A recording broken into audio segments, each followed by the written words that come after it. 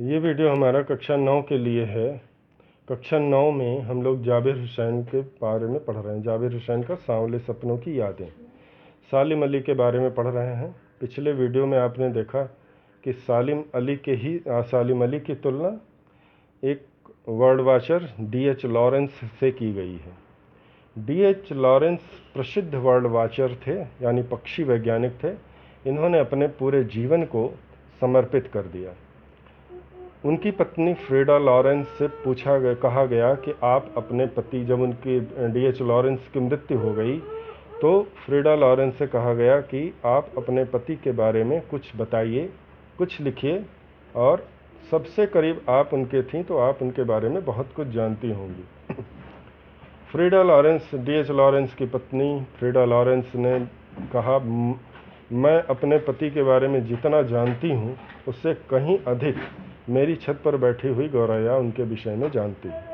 मैं उनके विषय में बहुत कुछ नहीं बता सकती, ऐसा उन्होंने कहा। ये बात इस बात को प्रदर्शित करती है कि D.H. लॉरेंस अपने कार्य के प्रति कितने समर्पित थे। D.H. लॉरेंस से सालिम अली की तुलना की गई है। सालिम अली भी अपने कार्यों के प्रति बहुत समर्पित थे। वो एक बार जब गले में दूरबीन डाल करके निकलते थे तो कई महीने तक वापस नहीं आते थे। इन्होंने केरल की साइलेंट वैली का निरीक्षण किया। निरीक्षण करने के बाद इन्होंने पाया कि जो साइलेंट वैली है वो धीरे धीरे नष्ट हो रही है और उसके नष्ट होने का कारण सबसे अधिक रेगिस्तानी और समुद्री हवाएं हैं। उसके बचाव के लिए सालिम अली तत्कालीन प्रधानमंत्री चौधरी चरण सिंह से मिले और उन्होंने उनके सामने साइलेंट वैली की समस्या को रखा और उसके वर्तमान और भविष्य में होने वाले प्रभाव को भी प्रदर्शित किया, यानी बताया। चौधरी साहब खेत यानी ज़मीन से जुड़े व्यक्ति थे। बारिश की पहली बूंद का क्या महत्व होता है वो ये तक समझते थे, यानी किसी किसान के लिए पहली बारिश कितना महत्व रखती है ये वो अच्छी प्रकार से समझते थे। साइलेंट वैली की वर्तमान और भविष्य में होने वाली दुर्व्यवस्था और बर्बादी को सुन करके चौधरी चरण सिंह की आंखों में आंसू आ गए। अब लेखक हमसे ये कहना चाहते हैं कि ना तो चौधरी चरण सिंह यानी प्रधानमंत्री चौधरी साहब हैं और ना ही सालिम अली हैं, तो उनके छोड़े हुए कार्य को, यानी इन पक्षियों और प्रकृति के संरक्षण का जो कार्य है वो कौन करेगा, हम उसे किस प्रकार से बचा सकते हैं और किस प्रकार बचा पाएंगे, ऐसा प्रश्न जाबिर हुसैन जी हम सभी से कर रहे हैं। जाबिर हुसैन ने सालिम अली की तुलना इससे पहले कृष्ण से की थी और इस समय इन्होंने D.H. लॉरेंस से की है। जाबिर हुसैन जी ये कहना चाहते हैं कि D.H. लॉरेंस के समान ही हमारे सालिम अली पक्षी वैज्ञानिक थे, जिनके विषय में जितना भी कहा जाए उतना ही कम है। फ्रीडा लॉरेंस यानी D.H. लॉरेंस की पत्नी के कहे गए वक्तव्य लेखक ने सालिम अली के बारे में भी कहे हैं। यानी जाबिर हुसैन जी ये कहना चाहते हैं कि जिस प्रकार D.H. लॉरेंस के बारे में सबसे अधिक वही व्यक्ति जानता है जिससे वो जुड़े हुए थे, अर्थात पक्षी, तो सालिम अली के विषय में भी जाबिर हुसैन जी का कहना है कि सबसे अधिक अगर कोई जानता है तो वो है पक्षी। तो सालिम अली अपनी यात्रा में क्या क्या किया करते थे, कैसे कैसे उन्होंने पक्षियों और उनकी प्रकृति और उनके नेचर को पहचाना, उनकी दिनचर्या, उनकी इत्यादि, और उनके संरक्षण यानी जो संकटग्रस्त पक्षी हैं उनके बारे में सोचा, समझा और समझ करके उसको बचाने का उन्होंने पूरा प्रयास किया। उस प्रयास को वो करने में कहाँ तक सफल हुए और कहाँ तक कर पाए, इस बात को देखने के लिए हमें इस लेख के अगले भाग को देखना पड़ेगा। तो जाबिर हुसैन जी के लेख या निबंध सांवले सपनों की याद को हम लोग आगे देखते हैं और ये देखेंगे कि सालिम अली जी ने प्रकृति और पक्षियों के लिए अपने संपूर्ण जीवन का जो समर्पण किया वो कहाँ तक सफल और सिद्ध हुआ। तो चलिए अब हम लोग एक एक लाइन करके सालिम अली के प्रयासों को आगे बढ़ाते हैं।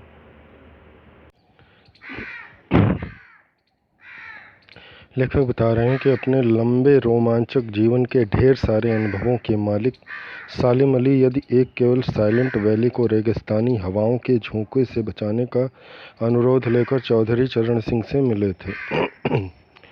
लेखक का कहना यह है कि चौधरी चरण सिंह यानी उस समय के तत्कालीन प्रधानमंत्री थे।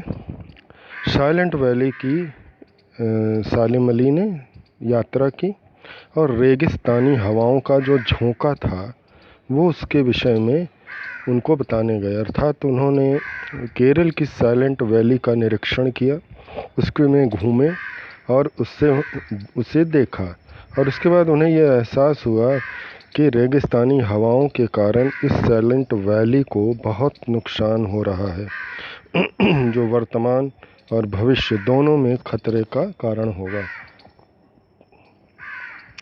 प्रकृति में चल रही इस विशाल भीषण विभीषिकाओं को देख करके सालिम अली का जो व्यक्तित्व था और जो उनकी चिंता थी वो बहुत बढ़ गई।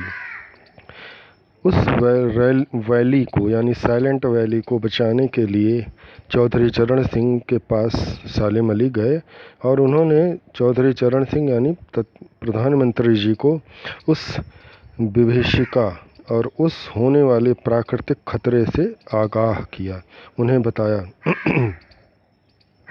चौधरी चरण सिंह भी गांव की मिट्टी पर पड़ने वाली पानी की पहली बूंद का असर जानने वाले नेता थे। अर्थात ये कहना है लेखक का कि चौधरी चरण सिंह ज़मीन से जुड़े हुए व्यक्ति थे, यानी उनको इस बात का अंदाज़ा था कि किसी किसान के जीवन में बारिश और उसकी पहली बूंद का क्या असर होता है, तो वो अच्छी प्रकार से सालिम अली की बातों को समझ सके और जान सके। जब पर्यावरण के संभावित खतरों का जो चित्र सालिम अली ने प्रधानमंत्री चौधरी चरण सिंह के सामने रखा था, उसे देखने के बाद, उसे समझने के बाद चौधरी चरण सिंह की आंखें नम हो गई, यानी उनकी आंखों में आंसू आ गए। उनको एहसास हुआ कि आज स्थिति कितनी बदल गई है और कितनी मुसीबतों का सामना करना पड़ सकता है अगर इस प्राकृतिक संपदा को नहीं बचाया गया तो। लेखक कह रहे हैं आज सालिम अली नहीं है। लेखक का कहना है कि आज सालिम अली की मृत्यु हो चुकी है, चौधरी साहब की भी मृत्यु हो चुकी है। अब वो प्रश्न कर रहे हैं कौन बचा है जो अब सौंधी माटी पर उगी फसलों के बीच एक नए भारत की नींव रखने का संकल्प लेगा। करें चौधरी चरण सिंह, सालिम अली जैसे कौन से व्यक्ति बचे हुए हैं जो इस भारत भूमि को सुरक्षित और सफल बनाने के लिए प्रयास करेंगे। कौन यह संकल्प लेगा, यानी प्रॉमिस करेगा, ये वीणा उठाएगा, ये व्रत लेगा कि मैं ये कार्य करूँगा। करें जो कौन बचा है जो अब हिमालय और लद्दाख की बर्फीली ज़मीन पर जीने वाले पक्षियों की वकालत करेगा। कहें अब कोई व्यक्ति ऐसा नहीं बचा है जो इस हिमालय से लेकर के हिमालय की बर्फीली और लद्दाख की पहाड़ियों में बचे हुए पक्षियों की वकालत करेगा, यानी उनके हित के बारे में सोचेगा। सालिम अली ने अपनी आत्मकथा का नाम फॉल ऑफ स्पैरो रखा। उसमें उन्होंने D.H. लॉरेंस का उल्लेख किया है। उसमें D.H. लॉरेंस की मौत के बाद लोगों ने उनकी पत्नी फ्रीडा लॉरेंस से अनुरोध किया कि वह अपने पति के बारे में कुछ लिखें। D.H. लॉरेंस पक्षी वैज्ञानिक थे और पक्षी वैज्ञानिक होने के नाते वो भी अब जब घर से निकलते थे तो काफ़ी समय के बाद घर वापस आते थे। उनकी पत्नी फ्रीडा लॉरेंस से लोगों ने कहा कि आप D.H. लॉरेंस के बारे में बहुत कुछ जानती हैं, उनकी संगिनी रही हैं और उनके बारे में कुछ बताइए, कुछ लिखिए। मुझे महसूस होता है, तो D.H. लॉरेंस की पत्नी फ्रीडा लॉरेंस ने कहा कि मुझे महसूस होता है कि मेरी छत पर बैठी गौरैया लॉरेंस के बारे में मुझसे अधिक जानती है। उनका मानना ये था कि जितना मैं लॉरेंस के बारे में जानती हूँ उससे कहीं अधिक ये गौरैया उन लॉरेंस के बारे में जानती है। और वो ऐसा उन्होंने इसलिए कहा क्योंकि D.H. लॉरेंस हमेशा पक्षियों और उनके जुड़े हुए व्यक्ति थे। तो उन्होंने इस तरह की बातें कही। वो सचमुच इतना खुला खला और सादा दिल आदमी था, मुमकिन है लॉरेंस मेरी रगों में, मेरी हड्डियों में समाया हो। फ्रीडा लॉरेंस ने कहा कि D.H. लॉरेंस बड़े खुले और बड़े ही उन्नत यानी ओपन माइंड व्यक्ति थे, यानी उनके जीवन में विभिन्न प्रकार की घटनाओं के बाद भी वो बड़े ही सहज और सरल प्रवृत्ति के व्यक्ति थे। उन्होंने कहा मुमकिन है यानी हो सकता है। लॉरेंस मेरी रगों यानी नसों में, मेरी हड्डियों में समाया हो। फ्रीडा लॉरेंस का कहना था कि D.H. लॉरेंस मेरी नस में खून के एक एक कतरे में समाये होंगे, लेकिन मेरे लिए कितना कठिन है उनके बारे में अपने अनुभव को शब्दों का जामा पहनाना। कह रहे हैं कि परंतु मैं ये मानती हूँ कि मेरे पास ऐसे शब्द नहीं हैं जिन शब्दों से मैं D.H. लॉरेंस की प्रशंसा या उनके बारे में कुछ कह सकूं। फ्रीडा लॉरेंस ने कहा कि मैं अपने जीवन की हर घटना से वाकिफ़ हूँ और उनके साथ बिताए हुए हर पल को अपने जहन में महसूस करती हूँ, परंतु उन्हें शब्दों के रूप में बता पाना मेरे लिए संभव नहीं है। मुझे यकीन है मेरी छत पर बैठी गौरैया उसके बारे में और हम दोनों ही के बारे में मुझसे ज़्यादा जानकारी रखती है। उन्होंने ये कहा कि फ्रीडा लॉरेंस यानी मेरे बारे में और D.H. लॉरेंस यानी मेरे हस्बैंड के बारे में मेरी छत पर बैठी हुई गौरैया बहुत अधिक जानती है, यानी हम दोनों की स्थिति और परिस्थिति के बारे में मुझसे कहीं अधिक ये पक्षी जानते हैं।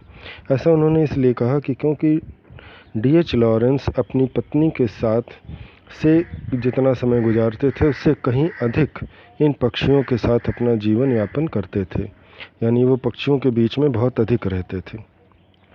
कह रहे जटिल प्राणियों के लिए सालिम अली हमेशा एक पहेली बने रहेंगे। लेखक कह रहे हैं कि जो लोग जटिल हैं यानी कठिन व्यक्ति हैं, जिनको समझना कठिन है, उनके लिए सालिम अली एक पहेली हैं। पहेली यानी एक ऐसा प्रश्न जिसका उत्तर खोज पाना सबके लिए संभव नहीं होगा। बचपन के दिनों में उनकी एयर गन से घायल होकर गिरने वाली नीले कंठ की वह गौरैया सारी जिंदगी उन्हें खोज के नए नए रास्ते की तरफ ले जाती रही। लेखक कह रहे हैं कि बचपन में उनकी एयर गन से एक चिड़िया जो नीलकंठ था वो घायल हो गया और घायल होकर के वो ज़मीन में गिर गया। ज़मीन में गिरने के बाद उन्होंने जीवन में फिर कभी किसी पक्षी का शिकार नहीं किया और पक्षियों की ज़िंदगी के बारे में देखना, सुनना और समझना शुरू किया और उन्होंने पक्षियों के लिए ही नए नए रास्ते की खोज की, यानी उन्होंने एक ऐसा रास्ता निकाला जिससे अधिक से अधिक पक्षियों के संरक्षण और सुरक्षा हो सके। ज़िंदगी की ऊंचाइयों में उनका विश्वास एक क्षण के लिए भी डिगा नहीं। लेखक कहना चाहते हैं कि जब ज़िंदगी यानी उम्र बढ़ने के साथ व्यक्ति की आवश्यकताएं भी बदलती हैं, परंतु सालिम अली ज़िंदगी की ऊंचाइयों में पहुंचने के बाद, कैंसर जैसी बीमारी से ग्रसित होने के बाद भी अपने लक्ष्य से एक क्षण के लिए भी भटके नहीं। डिगना मतलब हिल जाना या भटक जाना, भटके ही नहीं। वो लॉरेंस की तरह नैसर्गिक ज़िंदगी का प्रतिरूप बन गए थे। कह रहे हैं जिस तरह D.H. लॉरेंस नैसर्गिक यानी वास्तविक प्राकृतिक जीवन का एक रूप थे। ये कह सकते हैं कि जैसे प्रकृति में पक्षी नैसर्गिक यानी उन्मुक्त होकर के घूमता टहलता रहता है, उसी प्रकार ये पक्षी की भांति D.H. लॉरेंस भी घूमते रहते थे। तो कह रहे हैं उसी तरह जिस तरह D.H. लॉरेंस का जीवन था, उसी तरह से यहाँ पर सालिम अली का भी जीवन था। कह रहे सालिम अली प्रकृति की दुनिया में एक टापू बनने के बजाय अथाह सागर बनकर उभरे थे। कह रहे D.H. लॉरेंस के स्थान पर जो सालिम अली थे वो एक टापू बनकर के उभरे थे। जो लोग उनके भ्रमणशील स्वभाव और उनकी यायावरी से परिचित हैं, उन्हें महसूस होता है कि वो आज भी पक्षियों की सुराग में निकले हैं। जो लोग ये जानते हैं कि वे पक्षियों की तलाश में है। लेखक कहना चाहते हैं कि सालिम अली की मृत्यु हो चुकी है, परंतु इस मृत्यु को मृत्यु न मानकर वो ये मानते हैं कि ये किसी तीर्थ या किसी यात्रा पर गए हैं पक्षियों की तलाश में, और ये उसी भटकते यावरी मतलब घूमने फिरने वाली ज़िंदगी जीते हुए ये एक दिन गले में दूरबीन लटकाए वापस लौट आएंगे और अभी गले से दूरबीन उतारेंगे। दूरबीन उतारकर खोज के नतीजे के बारे में हमें बताएंगे। लेखक कह रहा कि वो दूरबीन उतारेंगे, खोज के लिए बताएंगे और बता कर के ये बताएंगे हमें कि हमने क्या क्या देखा और क्या क्या किया। ये दोबारा मैंने इस वीडियो को इसलिए इतना बनाया क्योंकि ये थोड़ा कठिन था और इसको पुनरावृत्ति के तौर पर मैंने बनाया है। इसे देख सकते हैं आप। इसके बाद इसमें कुछ प्रश्न हैं जैसे कि किसी घटना ने सालिम अली के जीवन की दिशा किस प्रकार बदल, यानी सालिम अली के जीवन की दिशा को बदल दिया और उसे पक्षी प्रेमी बना दिया। यह घटना आपको दिखाई दे रही है कि एक एयर गन से उनकी नीलकंठ यानी एक नीलकंठ पक्षी की मृत्यु हो जाती है और उस मृत्यु से सालिम अली के व्यक्तित्व पर गहरा प्रभाव पड़ता है और उस व्यक्तित्व को ही उन्होंने अपना बना लिया। यानी कि जब गौरैया मर गई उनकी एयरगन से, नीलकंठ पक्षी मर गया उनकी एयरगन से, तो उन्हें इस बात का बहुत कष्ट हुआ और उसके बाद उन्होंने जीवन में फिर कभी पक्षियों को न मारने का संकल्प लिया और पक्षी वैज्ञानिक बन गए। सालिम अली ने पूर्व प्रधानमंत्री के सामने पर्यावरण से संबंधित किस संभावित खतरे का चित्र खींचा होगा जिससे उनकी आंखों में नमी आ गई। ये मैंने आपको बताया है। लॉरेंस की पत्नी ने ऐसा क्यों कहा होगा कि मेरी छत पर बैठने वाली गौरैया लॉरेंस के बारे में ढेर सारी बातें जानती। उन्होंने ऐसा इसलिए कहा कि D.H. लॉरेंस जितना समय अपनी पत्नी के साथ गुजारते थे उससे कहीं अधिक पक्षियों के बीच में गुजारते थे। वे लॉरेंस की तरह नैसर्गिक जीवन का प्रतिरूप बन गए थे। यहाँ पर ये बात सालिम अली के लिए कही गई है कि जिस प्रकार D.H. लॉरेंस थे पक्षियों के बीच में रहते थे, उसी तरह सालिम अली भी पक्षियों के बीच में रहते थे। इसलिए उनकी ज़िंदगी प्रकृति का प्रतिरूप बन चुकी थी। कोई अपने जिस्म की हरारत या दिल की धड़कन देकर भी उसे लौटाना चाहे तो वह पक्षी अपने सपनों के गीत दोबारा कैसे गा सकेगा। लेखक कहना चाहते हैं कोई भी पक्षी यानी कोई भी व्यक्ति किसी मरे हुए व्यक्ति को अपने जीवन या अपने सांसें देकर जीवित नहीं कर सकता, तो वह दोबारा गीत नहीं गा सकता। सालिम अली प्रकृति की दुनिया में एक टापू बनने के बजाय अथाह सागर बनकर उभरे। सालिम अली प्रकृति की दुनिया में यानी एक छोटे से टापू यानी जिसको आराम से देखा और समझा जा सकता ऐसा नहीं था। कह रहे प्रकृति की दुनिया में एक सागर के रूप में उभरे जिसको देखना समझना बहुत कठिन था। इसीलिए लेखक ने कहा है कि जटिल व्यक्तियों के लिए वे एक पहेली के रूप में थे। इस पाठ के आधार पर लेखक की भाषा शैली ये मैं लास्ट में दिया हुआ है, उसी में देखकर आप करेंगे। नीचे देखिए, ये यहाँ पर दिया है, मैं आपको दिखा देता हूँ। ये यहाँ पर दिया, इससे निकाल के आप लोग लिख लीजिएगा। उसके बाद फिर हाँ, इस पाठ में लेखक ने सालिम अली के व्यक्तित्व का जो चित्र खींचा उसे अपने शब्दों में लिखे। यानी सालिम अली के व्यक्तित्व के बारे में लिखना है। पूरे पाठ के आधार पर आप